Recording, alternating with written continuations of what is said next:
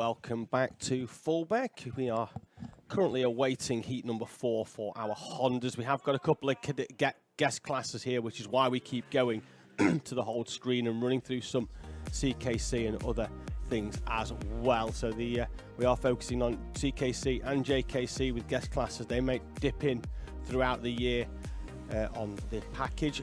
On the screen though, we've got our grid for Heat 4 Honda. Max Wheatley will start on pole position alongside Jack Collinson, who's had a tough day so far, but now has a chance to redeem himself from P2. Harry Samuel and Lewis Hall will go row 3.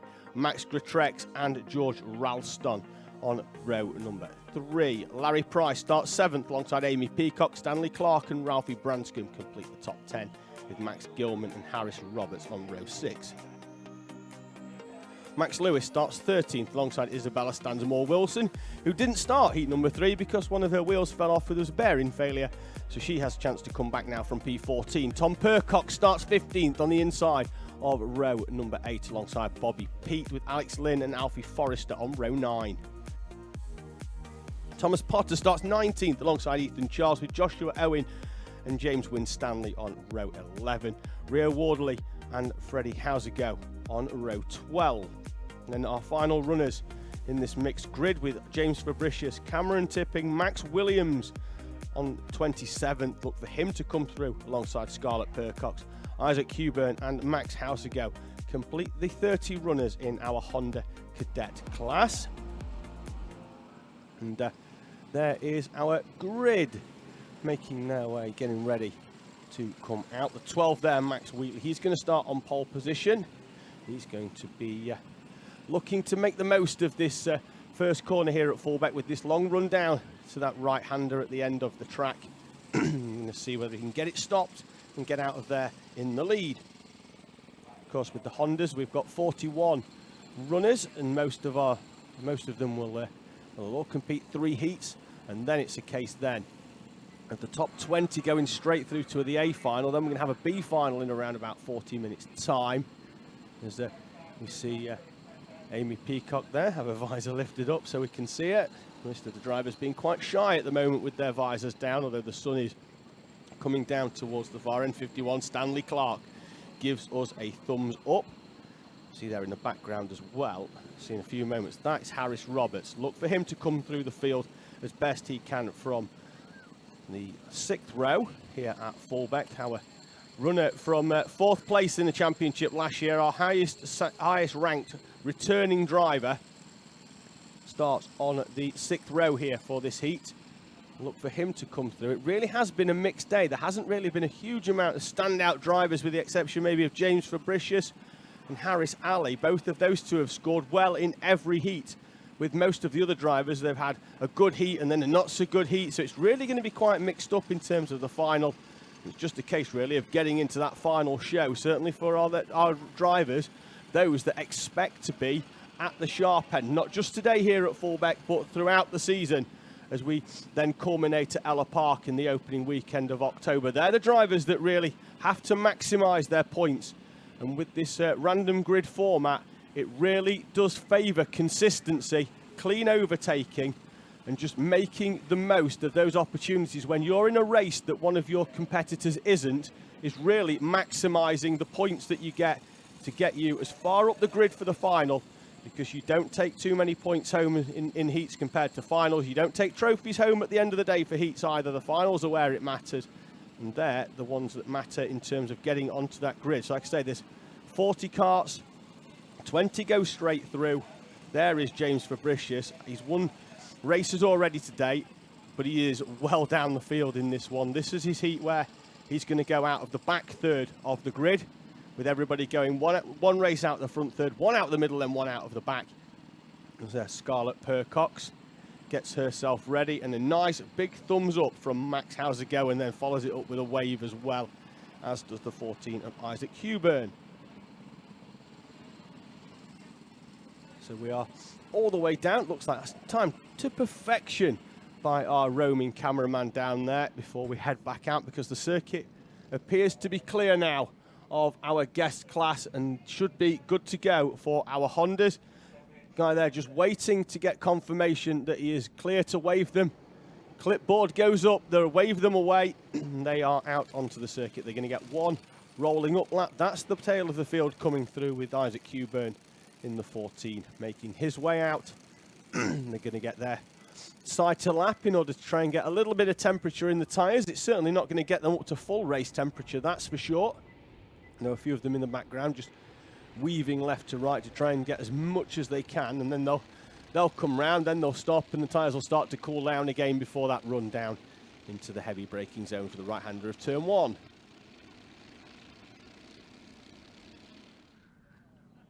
So some interesting runners in the middle of the pack to watch out for in this one. Harris Roberts goes off row 6, Max Gilman will go off row 7, Stansmore Wilson will go off row 7 as well. And they're all runners that are more than capable of winning races in this CKC Championship. And they're going to have to come through at least 12 other machines in front of them if they want to take victory in this final. Jack Collinson has gone well in practice days here, not so much so today on race day. The luck hasn't been with him, but off the front row, he's certainly a driver that could potentially spring a surprise here. And if you can get the march on Max Wheatley, who's gone well as well today, whichever one of those two gets round that first corner could well win this race if they get enough of a march on the rest of the field that whilst they're all battling behind, they can just take full advantage and head away at the head of the pack. So that's Collinson on the right, Wheatley on the left. Wheatley taking the inside berth, the more favoured role as they head towards that first corner. We have seen runners go all the way round the outside and sticking out, and that's put them in prime position then for the heavy braking zone down into the turn 2 chicane.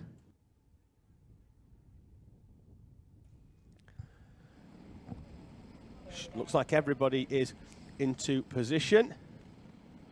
Race director there with the yellow jacket and crew on his back. That's Luke Powell. We spoke to him earlier. And, another member of the crew there as well. Looks like we are clear of most people off the track. We're just waving a few more clear as the 30 runners get themselves ready to go. Look for the board coming up just to the right of on your screen on the timing tower to tell the drivers they've got 5 seconds. The race director looks like he's happy. He's moving away and radioing that we should be good to go here for heat number 4 for our Hondas. Wait for that board to go up in the air. The lights are just off the screen to the right, but they'll go on and then out very quickly.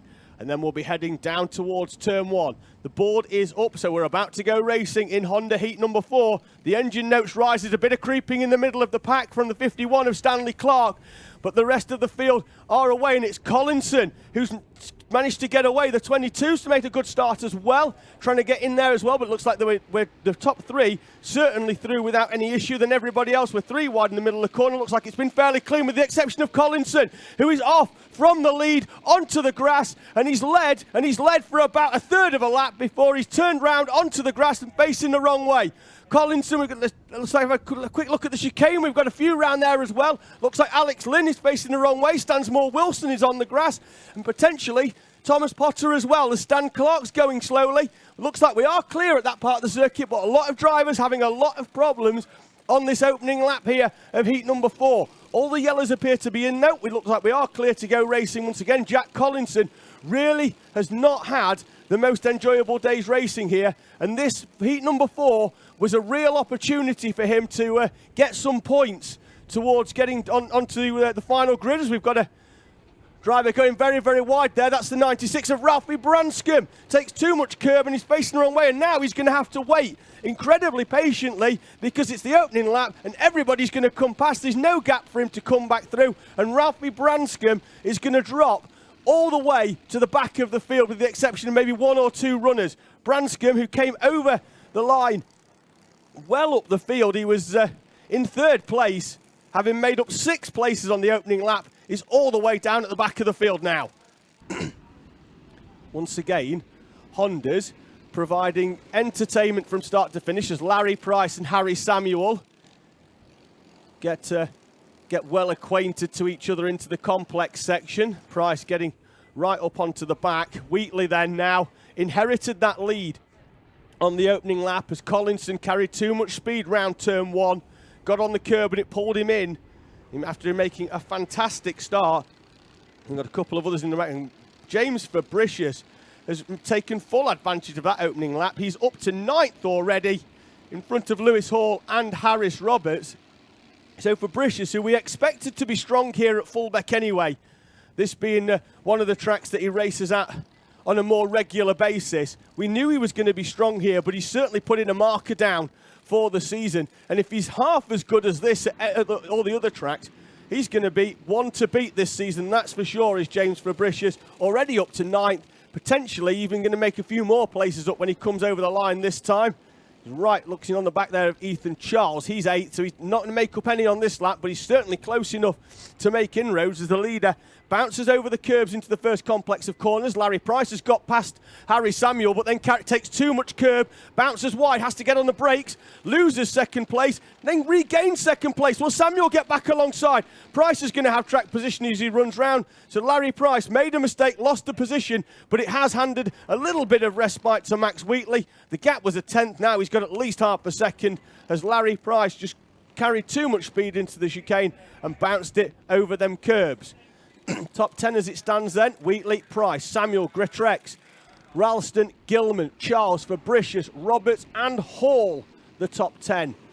With 3.5 minutes gone already. It's a 77 we see of Max Grettrex sticking on the back of Harry Samuel. And now Larry Price comes to the inside here as Wheatley takes the much wider line as Max Gilman and Ethan Charles argue about 6th place, and in front of them George Ralstrom is backing them all up. Gilman has a look over his shoulder, and Fabricius is going to come down the inside, and Harris Roberts is through the same gap as well, takes a huge chunk of curb, but also demotes Ethan Charles from 7th place down into 9th.